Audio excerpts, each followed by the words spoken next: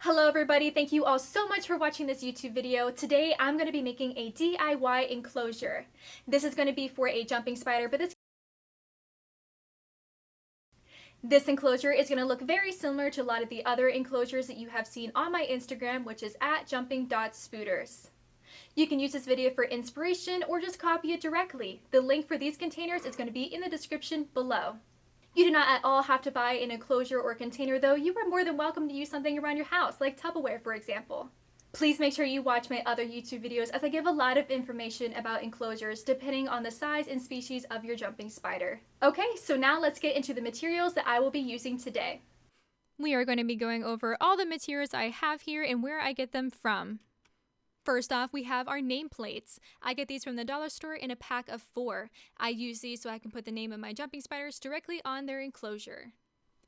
I like to use these rock hides that I get at the pet store. I find them in the aquarium department around $5. But you can also find other hides from Etsy that look like walnuts that magnet to the side, or you can DIY a hide. I like to glue them to the top, and so that way they can crawl through the inside and the front and I can still see them through the enclosure.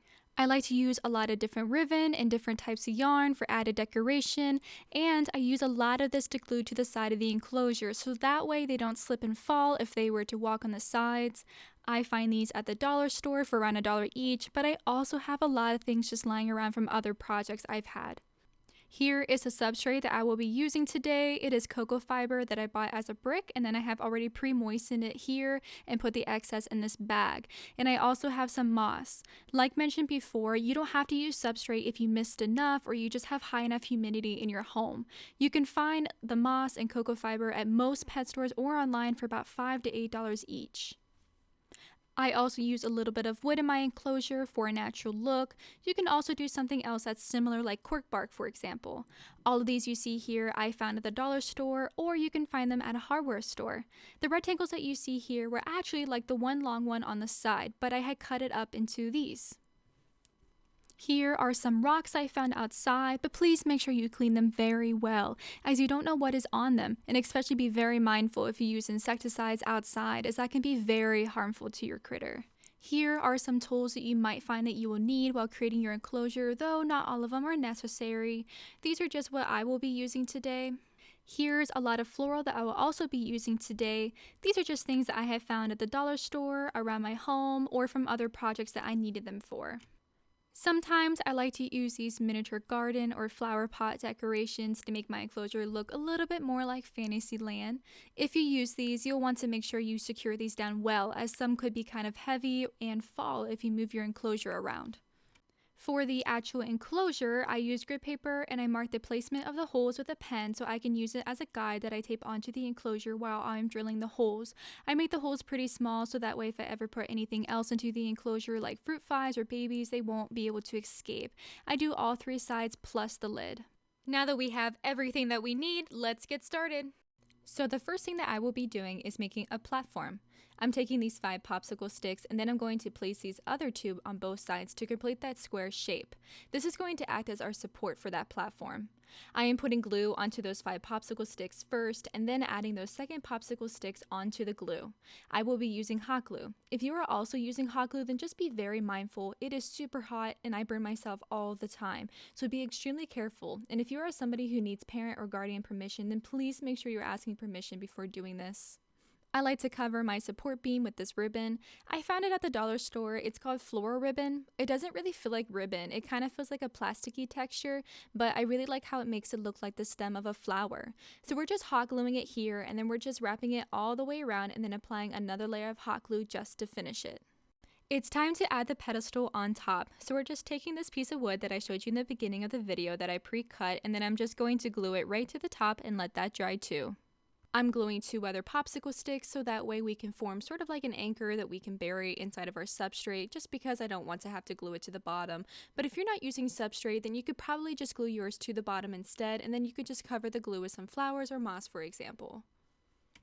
Next, I cut a few pieces of fuzzy yarn, but this could be anything for you. This could be moss or any other type of yarn, or just flowers or nothing at all, and I'm just using it to cover that glue that we used to put the pedestal on top of its support. I'm just messing with it until I get it absolutely perfect. I like it to be a little bit more bunched up at the top and then come down naturally. Sometimes I need to add more hot glue in areas that didn't stick well originally, and then I just try to use a popsicle stick to mash that hot glue down more instead of using my finger. I just cut those loose ends at the bottom so that way they come down in individual strands instead. I also will be trimming it just to give it that natural layered look. And here it is completely finished. I'm just going to set this off to the side now.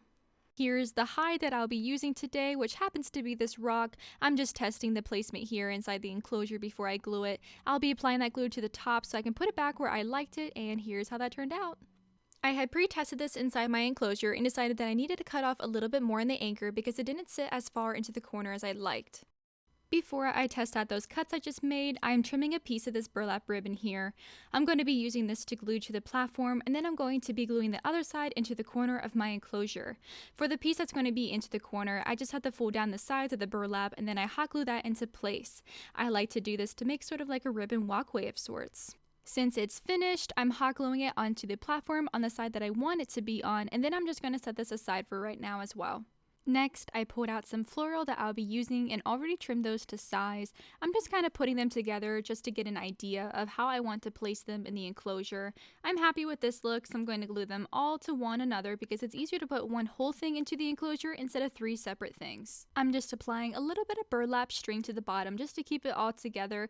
Originally, I thought I would use this to hot glue it to the side of the enclosure, but I decided that wasn't going to work out, so I'm placing burlap here to the top instead, and I'm going to use that piece to hot glue to the side of the enclosure because I couldn't really find a good placement on any of those floral flower pieces to hot glue. Here is what it looks like after we have glued everything together. Moving on to the next floral that we'll be using is a sort of floral fan. I'm going to put this into the corner of my enclosure, and then to make it fit better in there, I'm just going to fold it up a little bit and then also trim the stem to a shorter length.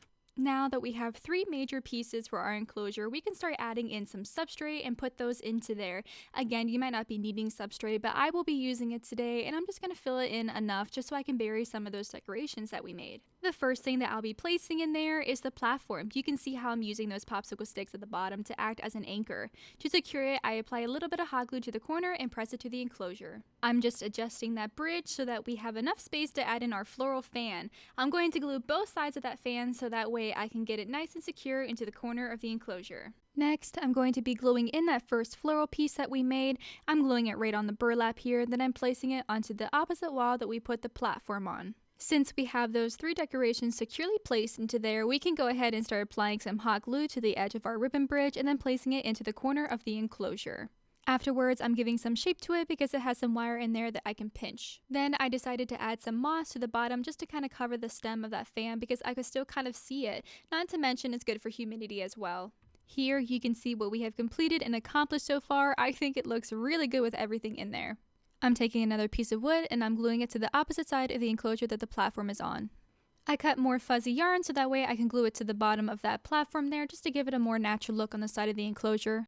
I trim a little bit of the pieces that are hanging just for it to look more natural like we did with the other one, and then I make sure that I glue all of it to the side of the enclosure now. I like to make sure my jumping spiders will be able to hang onto the walls of the enclosure, so to do this I place some ribbon on the sides of the enclosure in some areas that have a lot of space. I am placing two of them, one to the front and then one to the ceiling.